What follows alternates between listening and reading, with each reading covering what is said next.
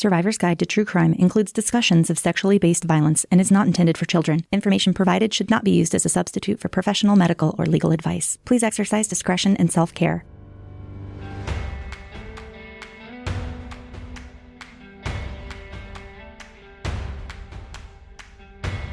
Welcome back to Survivor's Guide to True Crime. I'm Kim. And I'm Kara. This has been a little bit difficult for us to get going today because you were going to see like a whole throwback to season 1 moment where I was in the RV, but instead I'm just in this little tiny black hole room in my in-laws' house. I'm traveling, so coming to you from the hills of Tennessee. Your sound is so much better, and my brain doesn't feel like there's static, and it was itchy, and I don't know how else to describe it. I know, I'm just itchy because I'm hot. Every time that we log on to record, we can see each other and we can hear each other, but I'm logged in as a producer. So I will adjust audio and make sure that tones are correct and all of that kind of stuff. And Kara logs in from the RV with the fan blowing because it's 90 degrees and she's swimming in humidity, but her skin looks great. I'm over so like moist here. I can't.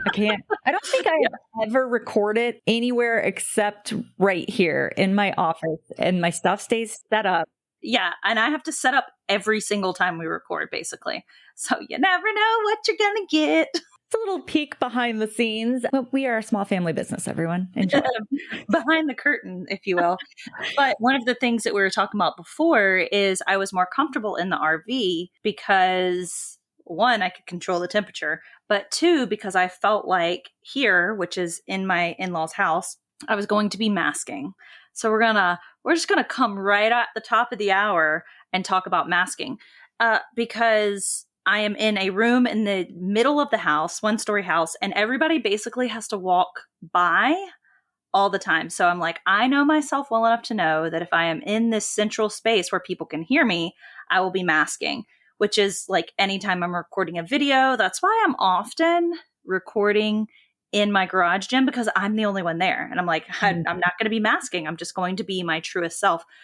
And so I know that about myself. So the topic of masking is an interesting one to talk about. Would you like to explain what it is, Kim? Well, somewhat, but we have touched upon this a few times. And really the point that drove home to me when you and I were doing the photo shoot with Caroline last year after podcast movement, and I said something to the effect of, oh, don't worry, she's just tired. Kara's dying because she hasn't eaten. Yes, which also somewhat, but you said, no, I'm fine. I'm just not masking. And I was like, oh. Right. Oh. And I feel like I do that constantly. Mm-hmm. And the times that I'm not, I don't even realize, but like that's when I'm recharging and that's when I feel myself. I don't have to mask in front of Mike, in front of the kids, in front of my parents, in front of my good friends, even though that is a different kind of draining being with friends, because even if you're not masking, it's still like we're all together and we're all awake. Like I can't just lay down and take a nap in the middle of that time. But I had my family from Illinois in town this past weekend, and they just went back yesterday before we leave on our road trip. So by the time this comes out, we will already be in Illinois enjoying family vacation time. And my cousin, who is my age that I'm the closest with, she and her 2 boys just decided on the 4th of July to come out with my other cousin and my aunt. And it was so exciting because I love spending time with my family and having them here. Like that's how I grew up, was around all of them.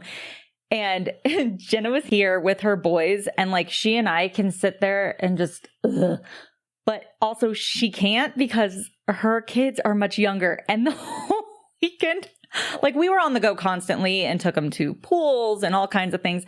And all I could think of is I'm just sitting there like, I don't miss my kids being this age. Like, yeah, they're cute and cuddly, but also I don't have to wipe their butts and I don't have to buckle them into car seats and all of these things that I'm watching her just run around. It's like, good for you. We were momming next to each other and helping each other out. And then our moms were around during the day and it's fine. But they left and I just sat in my car and like stared off into the distance. I was like, holy cow. That's tiring. Oh, and by the way, you have that coming up with your kids. Enjoy. Yeah. No, I totally identify with this because I just finished a brand trip and I was in Nashville for a brand trip and I had the most fun. It was amazing. And I felt like I didn't have to mask. I think in general, Yeah.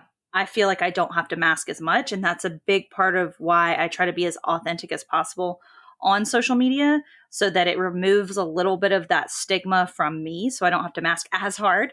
Mm-hmm. But there were multiple times during the weekend where I thought, I'm acting weird. Maybe I should be more social. Like, people are going to think I'm a bitch because I am not speaking to everyone and I don't have a smile on my face. There were multiple times that those thoughts entered my head, but I didn't feel like I needed to mask as much as I normally do, just because it was a lot of very authentic, amazing women, lots of different walks of life and mentalities and things like that. But I did at one point, there was a little bit of time Saturday afternoon where everyone was recording content and it was kind of like a do what you need to do during these 4 or 5 hours. And I was like, I'm going back to the RV to put my brain in rice because I might die otherwise. Like, I need to take it offline and put it back online later. But I knew that that's what I needed. And I knew that I had my baby with me for all of the events too. And she really needed it, which was kind of interesting to see. She was kind of like a litmus test for me because when she started getting overwhelmed and like overstimulated, which she was with me and we were doing things pretty nonstop from like Thursday midday until Saturday afternoon. We were kind of going nonstop and she was with me. She's 5 months old now. And by Saturday midday, she didn't want any more of my crap, basically. And so she and I both needed to go home and just kind of like rest and reset. And so it was interesting to see that. And I think this topic of masking, it's something that a lot of us, especially women, a lot of women are beginning to realize we do, because we do it so that we're more palatable. Right. And so no one calls us bitches. I mean, anymore, I get called a bitch and I'm like, oh, thank you so much. Thank you.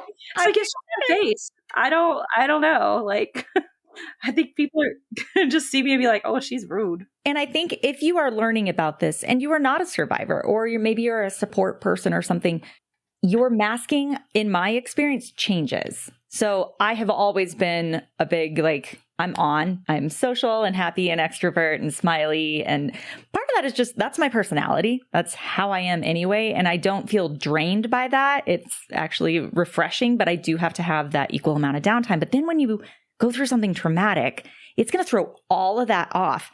And I felt like it took so much more for me to be that, what I would quote unquote say is my normal self after that trauma happened, because doing that was depleting and ruining all of my energy. And I think my roommates at the time took a lot of the brunt of that. Not that it was necessarily a bad thing, but like one of my new roommates and I love our naps, and we would nap in the middle of the day all the time. And it was great. And that was refreshing for me. But then like little things that would set me off that normally wouldn't have before were all present. And again, we're 20, turning 21, 3 of us living in our apartment together. And I was having to reevaluate what masking and actually just being my slack-jawed, stare off into the distance, recharge self was. I think there's probably a lot of people that would resonate with, that your masking looks different or takes less effort when you're not in a state of trauma. And we are expected constantly to look and feel and present as though everything's okay. And people who haven't been through it don't understand just how much effort that is taking. Yeah. Well, and I do want to also acknowledge that it goes both ways, because I feel like masking can be anything where you feel like you have to act the way people expect you to act. Mm-hmm. So for me, after my trauma, you guys have heard me say 500 times, everyone was like, you have to be affected. You have to be upset. You have to be blank. And that could be very compelling to mask in the other direction of how impacted I was. But I didn't feel that. And so there was like a disconnect in, well, this is what society says I should be. This is what they say I should present as, and it's not how I feel. So I think let's just lend some authenticity and some acceptance to the idea that masking can be anyway. If society tells you you have to be traumatized, but you don't feel traumatized, girl, get it. Yeah. Well, and this goes back to the even finer point of juries. Your juries expect a certain level of victimization or action in court and your demeanor, and they are watching and judging you for that. That is obviously indicative of the rest of our population. But in those boiled down moments, like that's something that we have to consider, and people would not think about that unless they've had to sit in that witness chair. Those who've been through trauma know what it's like to feel as though you're in that seat. Doesn't matter if you had to take the stand in court or not, but you feel like you are constantly in the hot seat, and it can be draining regardless of what way you're masking. If it's not affecting you, that's okay. But people are going to expect something different. And I see that in your comment sections all the time. People are uncomfortable with how you are portrayed in the movie, even though that's by your own direction to Katie. Bro. And dude, this is how I was. And people are like, why is she being so mean? And why isn't she doing XYZ? It doesn't matter what the example is, but people are uncomfortable seeing a survivor presented as anything but broken and distraught. Well, and they also insert things that didn't actually happen. So in the recent retelling that I did, people are like, oh, when I heard your voice crack at this point, I could tell it was so hard for you. And I'm like, I'm pretty sure. I'm pretty sure. That was just a cheese that stuck right about here. Like, I just had a little too much dairy, probably. I don't know. I'm like, I don't think my voice did crack. Or they'll be like, oh, I see you're self-soothing. And I'm like, bro, I got the tism. I don't know. Like, I just touched myself. I just like, I'm going to stop. I'm going to cut that one off right there. Bilateral stimulation. Oh my God. So there's this video. I'm going to have to I'll share it on the podcast. But speaking of Nashville and unmasking and not feeling the need to mask, one of the girls that was there was riding with me to the gym, and she was in the back seat. And Nashville be trying to kill people with the traffic. It was awful. At one point, I am not kidding you when I say this, I was driving down the road. It was like an industrial road, and a guy fell off the back of a truck in front of my car and rolled into the road. And I was like, what is happening, Nashville? I was like, what? There's like accidents right beside me. There's a whole air conditioning unit that's just like in the middle of the highway. And I was like, what is happening, Nashville? It was insane. Anyway. We are more rural. I have decided, like both of us, where we don't have that huge big city traffic, because Mike and I, when we went to New York a few years ago, we were in a cab and the guy straight up hit a pedestrian walking across the median. Not only did the cab driver not stop, the guy that got hit didn't even flinch. He's just like, go about my day. Carry it on. That's all the things to be said about masking.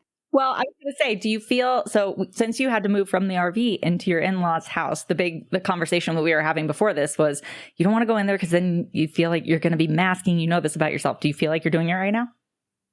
A little bit. A little bit. Yeah. Because I have headphones on, it helps. When I walked in, I didn't see anyone. That helped. But I also can't really hear anyone. But I know that I am filtering everything that I'm saying through the lens of someone else being able to hear it. Yep. And that most likely is what a lot of people do at all times, especially if they don't feel safe in their environment. Right. Everything is going to be taken into account. And I can't stress the level of effort enough that takes, and it depletes us and takes away from all of the other things that we could be doing or processing or thinking about or solving. And that's a constant for us. Yeah. And that is one of the reasons, I already said this, I'm going to circle back around to it, but that's one of the reasons why we do try to show up here as authentically and vulnerably as possible. But I do that on social media, and it gets me a lot of hate. So I put a clip up. Yeah, let's go here. I'm so excited. Oh my God. So I know I put a clip up of the podcast of me talking about how you don't have to forgive anyone. And of course that riled up the evangelicals.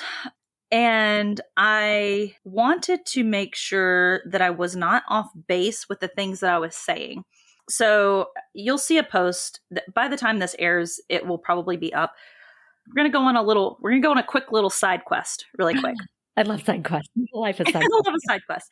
So a few years ago, one of my dear friends, who was my pastor at the time, asked me, how is what you're doing promoting or building the kingdom, right? Like, how is it bringing people to God? And I was like, I don't know. So I thought about it and I prayed about it for a little while. And if this is not your jam, just stick with me for a second because it is pertinent to what we're talking about. I marinated on it. And what I realized is that a lot of people that are going to be finding me, finding you, finding this podcast are hurting, period. They've been hurt. They are hurting. And in order to truly understand religion, most religions, you have to understand what love is, what true acceptance is. And a lot of people who are hurting don't know what that is, or they've been hurt by religion.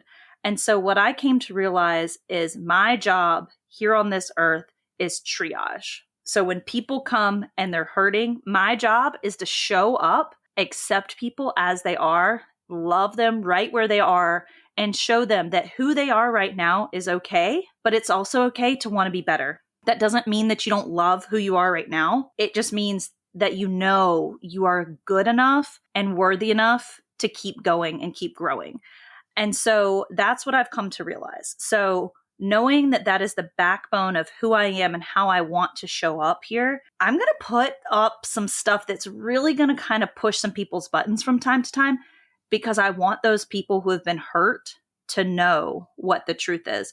And for me, the truth is that you're doing your best. And if your best means that you don't forgive someone yet, or maybe you don't ever get to the point where you can forgive someone. I don't want someone to tell you that you can't go to heaven or you can't heal, because unless they've walked in your shoes, they don't know. So I don't know. I'm kind of getting flambéed a little bit online about it, but I talked to my in-laws who I was talking to them quite a bit about it last night, about my stance and my beliefs. And I was like, just tell me if I'm off base here. And I was like, I think that if you are religious, I think forgiveness is a result of your faith, not a condition of your faith. I'll say that again, because I feel like it can be the same. The same could be said for a healing journey. Okay. In a lot of ways. Forgiveness is a result of your healing or of your faith. Very often, it is not a condition of it. So you do not have to forgive to be saved. You do not have to forgive to be healed. But very often when you are healing, when you find faith, you may find it is a result of those things, which is the point I was trying to get across. But people are just like, no, you have to forgive. The Bible says you have to forgive to get into heaven. And I'm like, it's not that simple. And they're literally trying to gatekeep. Right.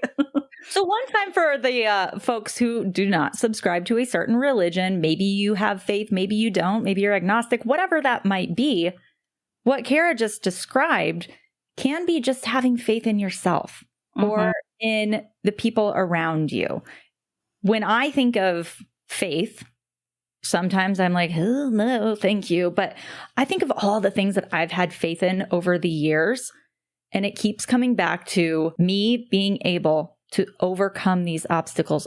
When I have faith in myself to do the right thing, to overcome something, to put myself out there, it works out because I also have faith in the community that I've built and the people that support me.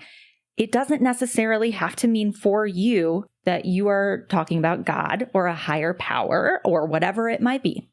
But it can mean that you get to have faith in yourself. And when we talk about forgiveness, I loved talking about that. Like, y'all saw me get right up on there on my soapbox. I am unapologetic about it. But I look at the forgiveness piece as something that you do for you, number one, like you're saying, but also with somebody that you want to continue a relationship with. And I loved how you broke down the difference between forgiveness and resentment. And you can let go of resentment and just not let that person take up any more space. Like, I don't have to actively resent someone. That's draining. Yeah. But that doesn't mean that I have to forgive them either. It's whatever you feel, whatever you want it to be. And I just like how you've broken that down. And then I noticed when you put up that video, the people who have the biggest problems with it are the ones that are quoting a book they didn't write. Good job. And it comes right back to The Man in the Arena, which is now The Woman in the Arena. And you're going to hear a really great episode very soon where we talk about this, and we will come back to it.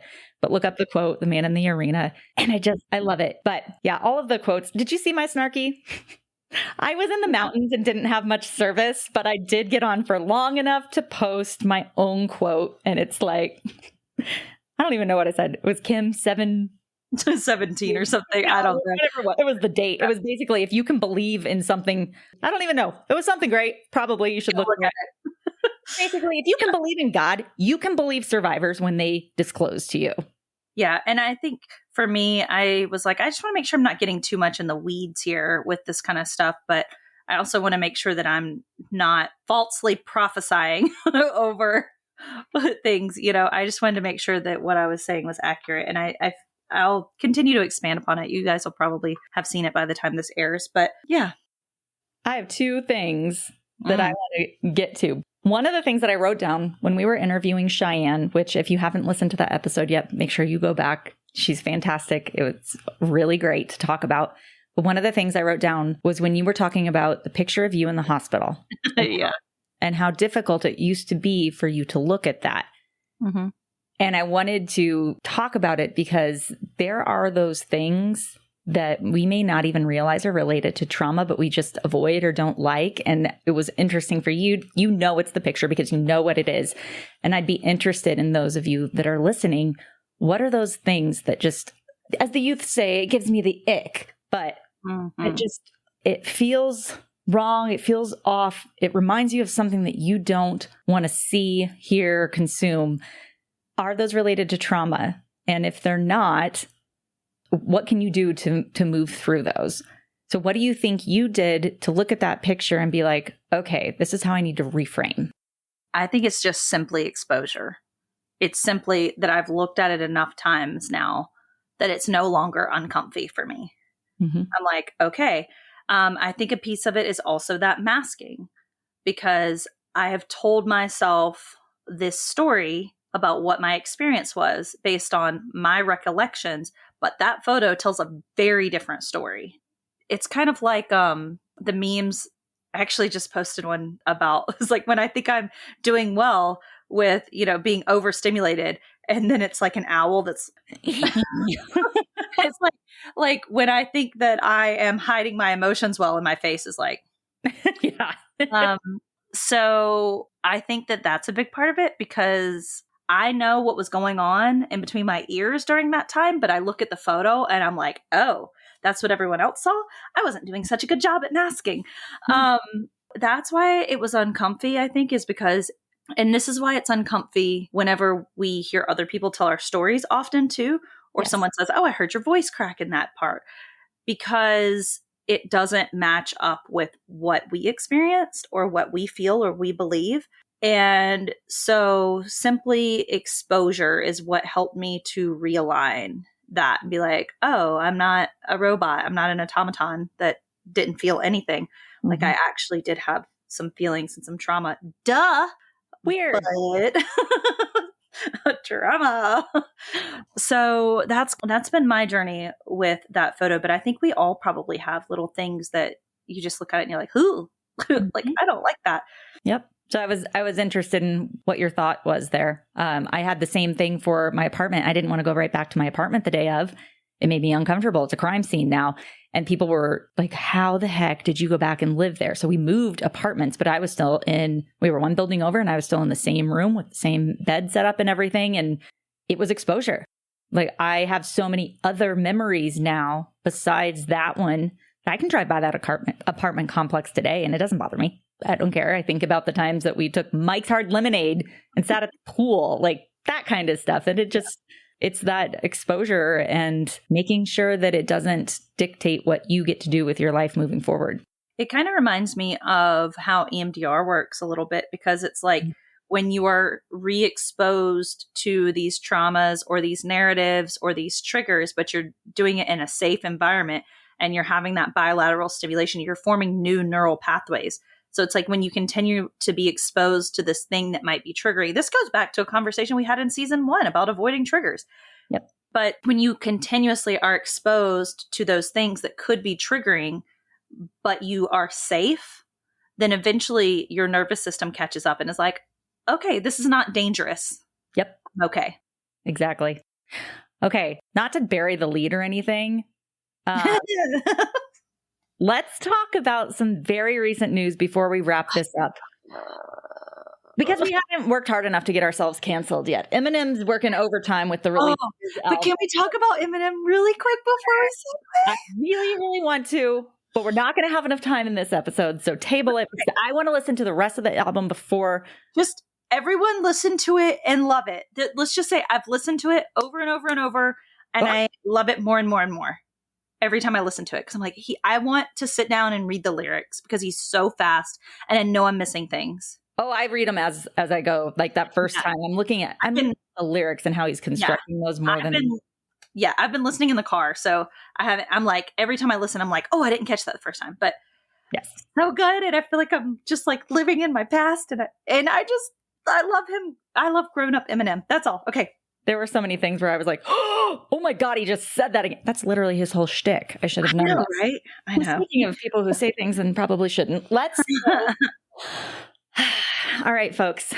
We don't have to get political here, but we get to. Well, we can. I wanted to approach this from a different way in recent news, and we would be remiss if we did not say anything about it. But everyone was just exposed to very high-profile victimization in real time with commentary from literally everyone in real time. This is the new, where were you when you found out? Where were you when you heard? Yep. Like this is the new, this is like of our generation. It was 9/11. Where were you when you heard about what happened on 9/11? And now we have a new generational thing. Where were you when you heard Trump was shot? I don't know. I don't think it reaches that level though, because it was. You don't think? I mean, I don't think it's as big as 9/11, but no. But we haven't lived through an assassination attempt. So that was the part that I was getting asked by my kids. They're like, well, has this ever happened? I'm like, actually, the last one I think was Reagan. Don't quote me. There's many plans along the way that are foiled, that are vetted, that looked through. This was the first attempt. And because it's happening in a time where we live in real-time news with multiple angles, multiple cameras, anybody with a microphone, like, hello. Can give opinion. And then just the wild nature of how conspiracy theories take off. God. I don't want you to, let's take politics aside completely. It doesn't matter if they're red or blue. All I want to reinforce here is that there was a victimization of not just one presidential candidate. You had somebody that was actually killed and you had multiple people injured and everyone witnessed it. And that is vicarious trauma. So you're going to feel a lot of different ways. And it's not that you literally were standing right there, but that is a much larger scale view of what victims go through all the time in a smaller stature. And we have this thing called the spotlight effect where you think everybody knows, everybody talks about it. And this just happens to be that, literally everyone knows that this happened. But when you survive something, whether it's a shooting or a domestic violence relationship, or you witness a car accident, you're going to have feelings that are associated with it, as are everybody else. And they have different vantage points. They have different views.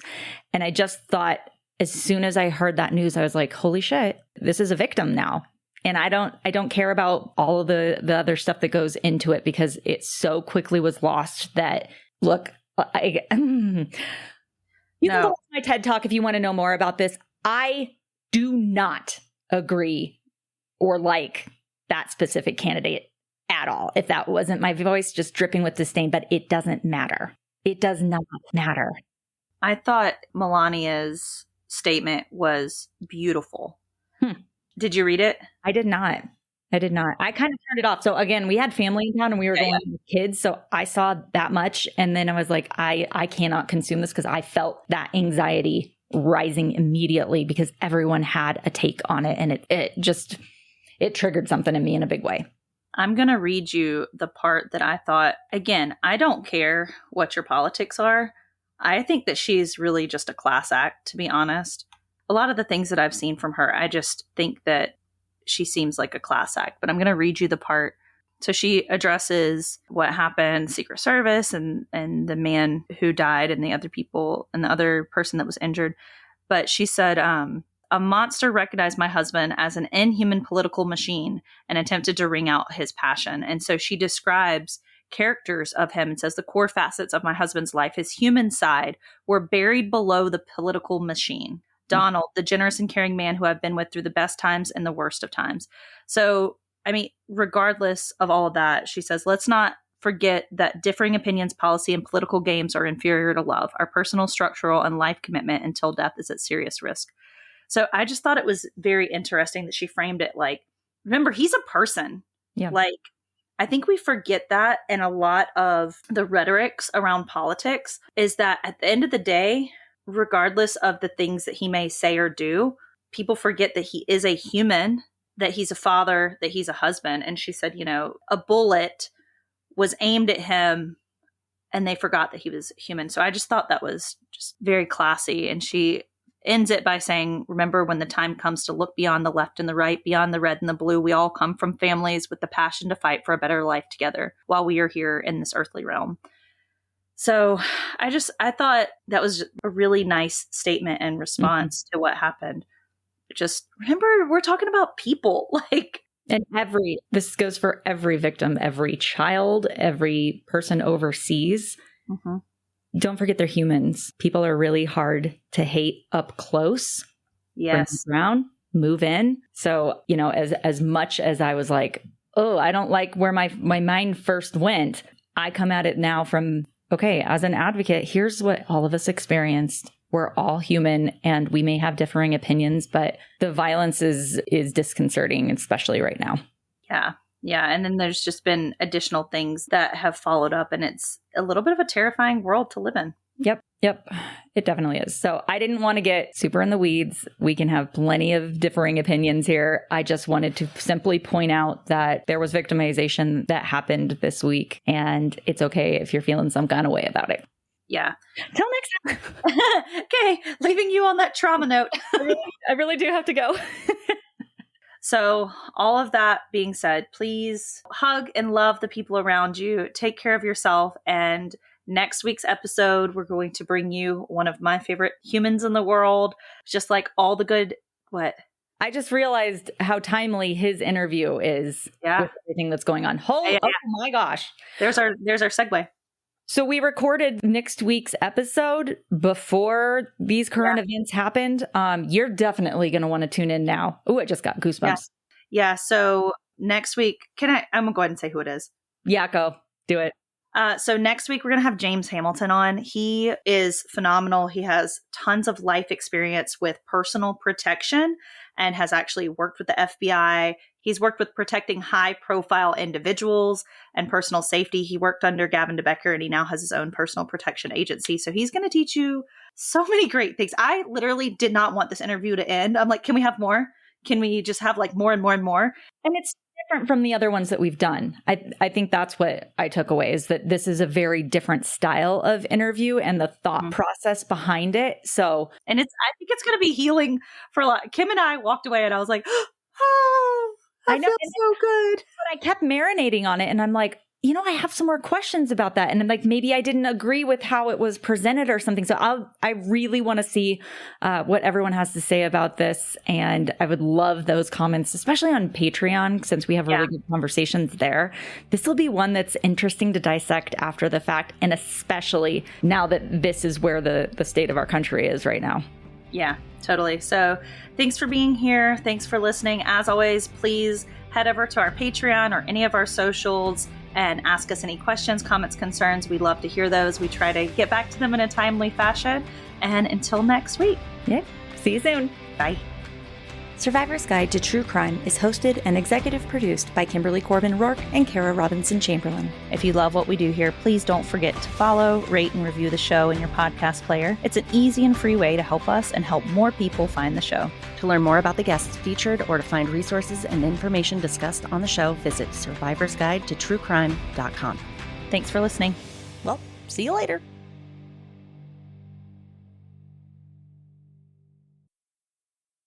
Hold on, I have to burp.